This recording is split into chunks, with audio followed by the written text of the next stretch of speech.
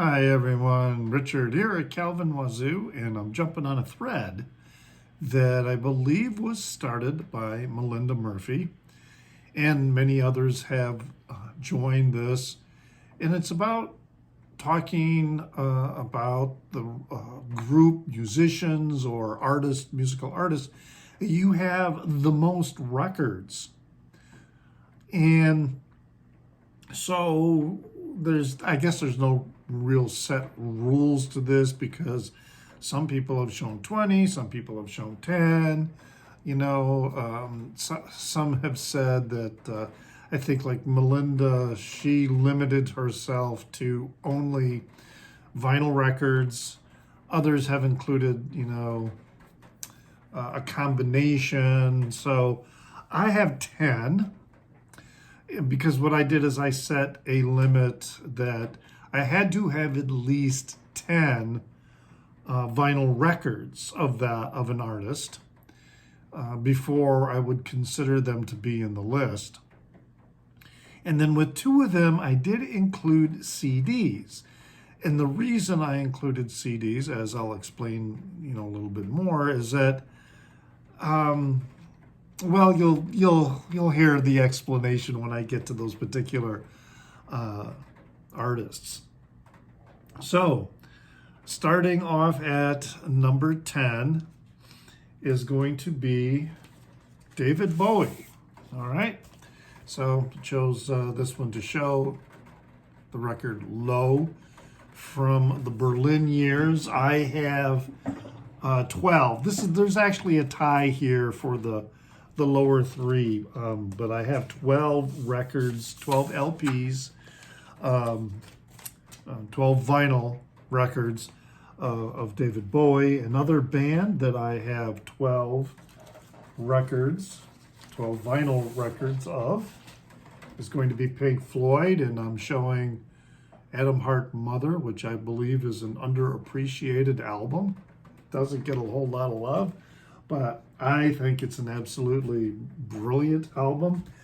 I could say that I have 13 if I included the fact that I have The Wall on CD, but I'm not interested in getting The Wall on vinyl.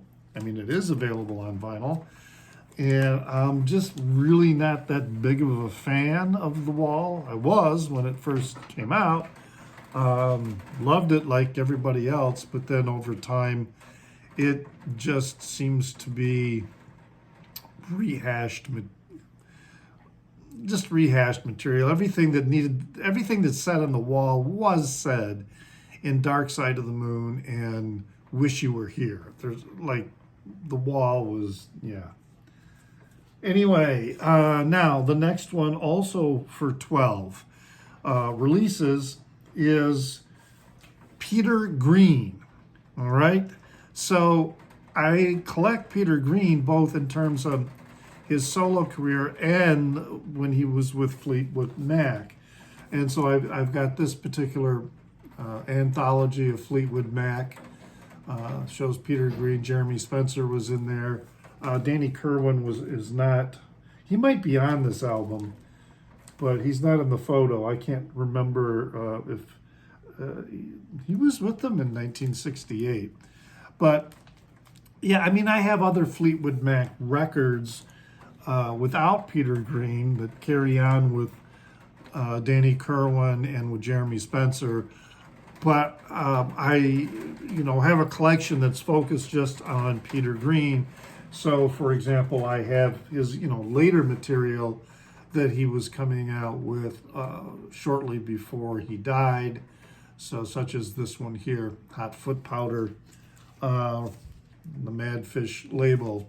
So, I think, in many respects, Peter Green is a much better and talented blues guitar player than Eric Clapton. Eric Clapton was all flash. He was a great guitar player, up until his early solo career. And then, not quite so impressive to me anymore. If I counted, though, all my Eric Clapton albums, You know, if I include Cream, Blind Faith, Derek and the Dominoes, and then his solo stuff, and the Yardbirds, you know what? He might have made this list. I just didn't think of him. I don't really think much of Eric Clapton at all anymore.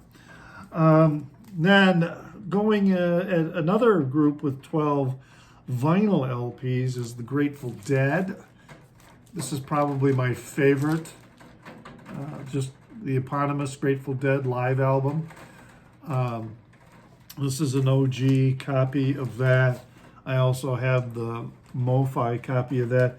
But this is a band that I included CDs, okay? So I have 6 CDs, and the reason I include CDs, then that would then bring the total up to 18, is because with the Grateful Dead, especially with their live recordings, even though they might be available on both vinyl and CD, I really prefer the CD releases because when I want to listen to a Grateful Dead concert, then I don't want to have to be getting up and flipping the record. So I could, you know, on a 3 or 4 CD release or even a 5 CD release of a live show, I can put all the CDs into my CD changer, and then I can just sit there and enjoy the show without ever having to get up again.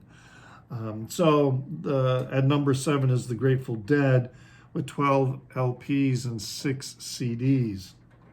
At number 6 is Bob Dylan, and I chose this one, this box set, Bob Dylan Live 1975, a really, really good box set. I counted this as one, even though there are, well, 3 records, you know, in it, but it's all part of the same tour.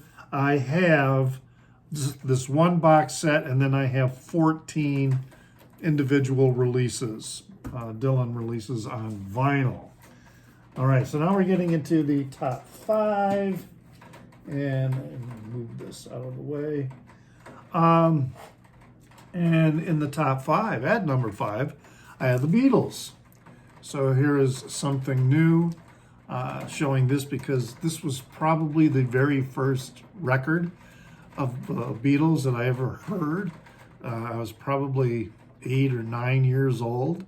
I remember, I think probably my brother had this record, so I eventually got it back in the collection. I have 14 Beatles releases. And if you hear this in the background, it's raining outside and the water drops are falling on my air conditioner window unit.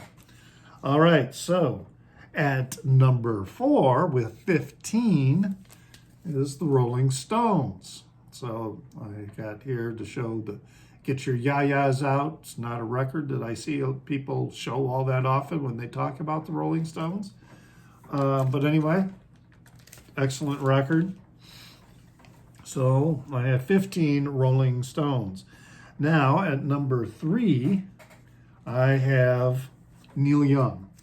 And I'm showing, it's weird because you see, you know, you would, you would think it would go this way, right? But the thing is, you know, the spine is, all the lettering is on the spine this way. So when it gets stored, you know, it gets put in this way. But this is America's Stars and Bars, and, or I should say American Stars and Bars. This is Neil Young and Crazy Horse. I have 16 vinyl LPs and 1 box set way down in the rust bucket. What an incredible, absolutely incredible box set that is. So that's Neil Young at number 3.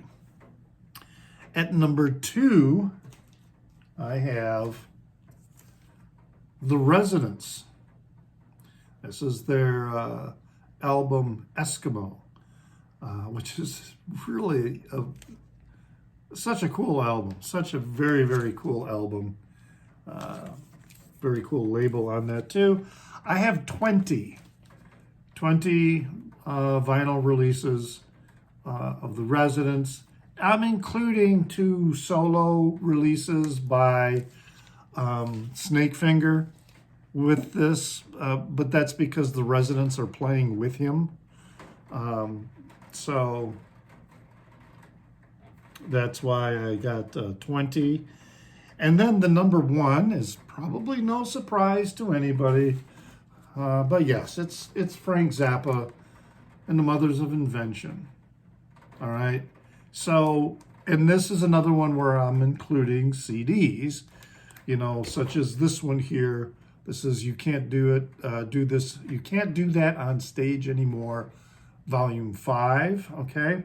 And the reason I'm including CDs with the Frank Zappa total is there are many, many releases that are only available on CD. All right, it isn't like, having both the CD and I do have duplicates. I mean, I have duplicates on vinyl. All right, I've got 2 copies of this, an original OG and this one, which is the Zappa Records release. And then others, I even have 3 or 4 copies of the same album. But there are releases that, are simply only available on CD. So I have, let's see, I have 89 LPs, which I know there are others out there in the VC who are also Zappa collectors, and they have many more than I do. But I have 89 LPs of Frank Zappa and the Mothers of Invention. I have 4 box sets. 2 of them are vinyl box sets. 2 of them are CD box sets. And then I have 17 CDs. So we're looking at 93, 110 titles of Frank Zappa and the Mothers of Invention. That's my number 1, which is probably no surprise to a lot of people. And there's my contribution to the thread. And leave a comment in the down under if you like. I appreciate that. Remember, you can find me on Instagram as NewsDude76. That's NEWZDUDE76. I am also one of the Gunkles. So if you haven't checked out the Gunkles, I suggest you give us a view and see what you think. But always remember to pray for the people inside your head, for they won't be there when you're dead.